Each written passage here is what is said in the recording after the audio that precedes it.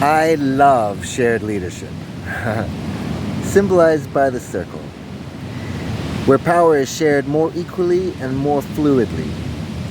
And both Moves and Breath and Gratitude and Giggles, they're sharing circles. And to give you a reason why I'm so excited about sharing circles, is because historically, the pyramid, the triangle, has been the dominant form of the leadership models.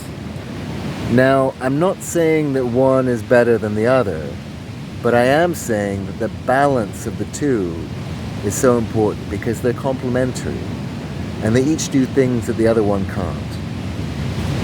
And just historically, this has been so dominant and this has been a little bit absent.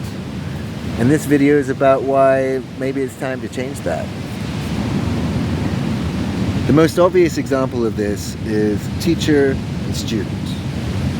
Now this makes perfect sense, having the most knowledgeable, most experienced person at the top talking more and having more control.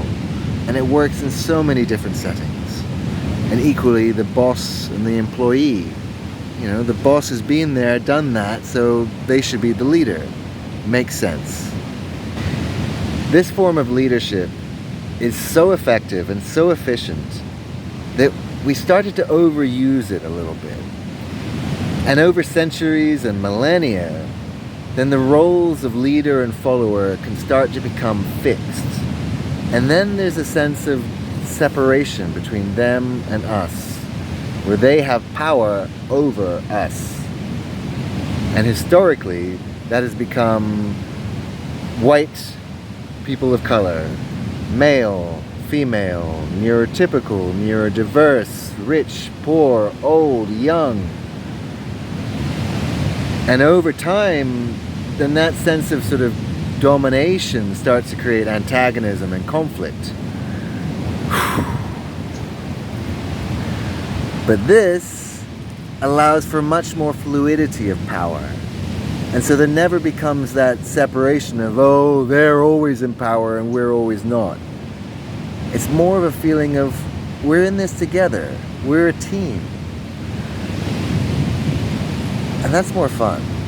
And to use an extreme example in a classroom, if there's a very intelligent kid at the bottom and a less intelligent teacher at the top, and if those roles remain fixed, then there's an increasing separation in the power dynamics. And the kid at the bottom will feel more and more frustrated, and the teacher at the top will have to use more and more control and domination to maintain order. Also, if the kid is not given enough opportunity to lead, then when that kid grows up and is given a role of leadership, they don't know what to do because they haven't had enough chance to practice their leadership skills. But if the same people are in the circular model, then the kid's given more opportunity to lead and to develop their leadership skills. And through leading, you learn pretty quick that leadership ain't that easy. And it's more of a team thing. And so the kid might learn like, oh, actually, maybe I could be a better follower because I realize how difficult leading is. And if I want my team to be better, then maybe I can develop my following skills too. And if there's too much of this, then the people at the bottom can go, well, I don't really feel seen and heard here. And they're going to just tell me what to do anyway, so I'll just kind of go into autopilot a little bit. You know, I'll just kind of cruise. And that kind of creates extra dependency because then they need that person in order to like function fully. But with the circular model, then everyone's more seen and heard and they feel more engaged.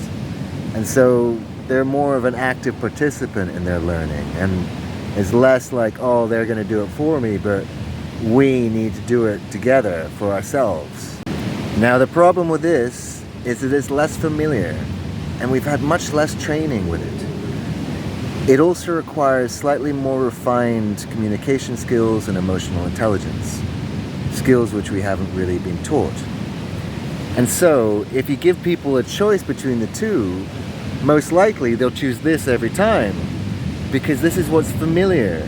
It's like, okay, just tell me what to do and I'll do it. But balance is so important, because if we always choose this, it's like choosing yang and never yin. But really, yin and yang need to work together to make a party. Also, this one is more interactive and more fun, because if everyone's leading and everyone's following, then it can be more dynamic and more playful. Whereas this one's harder to be interactive and harder to be playful. And after a lifetime of this, then people tend to gravitate towards the top and others tend to gravitate towards the bottom. We've got more females, more people of color, more neurodiversity, more young people, more people with no money. And this can get pretty boring if you're at the bottom. And for the people who are usually at the bottom, they're gonna love this. 100 years ago, in education all over the world, it was almost exclusively this. But today, times have changed and there's much more balance, which works a lot better. But in the spiritual world, for millennia and today, it's almost exclusively this. With the guru, the yoga teacher, the rabbi, the imam, the shaman, all at the top and everyone else at the bottom. And over time, separation means that people at the bottom stop believing that they can ever reach the top. In negotiation, this looks like take it or leave it and do as you're told. This looks like, can we spend a little bit more time to try to find a win-win?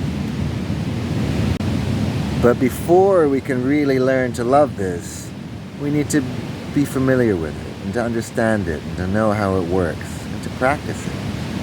And that's what Gratitude and Giggles and Moves and Breath are all about. They're a place to practice the sharing circle.